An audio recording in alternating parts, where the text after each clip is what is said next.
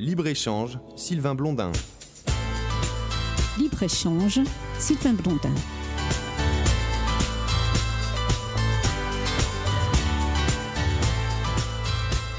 Je connais un peu une partie de ce domaine et c'est surtout à la demande de Jean-Marc, un gars que j'ai bien connu dans les Interreg, que je suis venu participer en tous les cas une journée à ce colloque et ça m'a fait plaisir. J'ai vu des thèmes que j'avais pas l'habitude, c'est seulement le dernier où je me sentais un peu mieux, bien que comme vous avez vu vous-même, il était très orienté sur l'eau.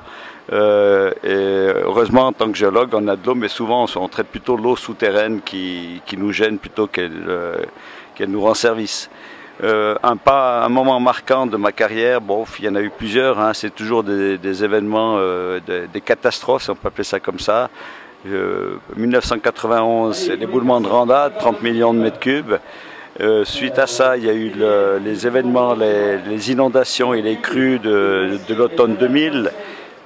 Où a été gravement touché le village de Gondo, mais où la plaine du Rhône était complètement couverte par l'eau.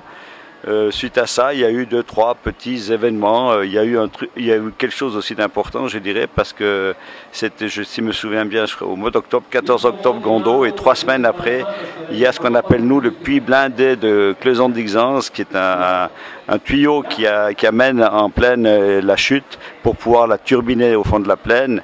C'est un objet tout neuf qui faisait un tuyau qui faisait 5 mètres de diamètre et qui a explosé la nuit. Et bien entendu, c'était très difficile à voir ce qui s'était passé. Et suite à ça, en explosant, il est remonté dans les failles, il a créé une pluie de gravats qui sont retombés avec l'eau, la quantité d'eau qu'il y avait. Ils ont fait une sorte de grande coulée de boue qui a ramassé 3 maisons. Et si mes souvenirs sont bons, il y a eu 4 morts lors de cet événement. Voilà en gros les objets, les moments qui ont marqué ma carrière.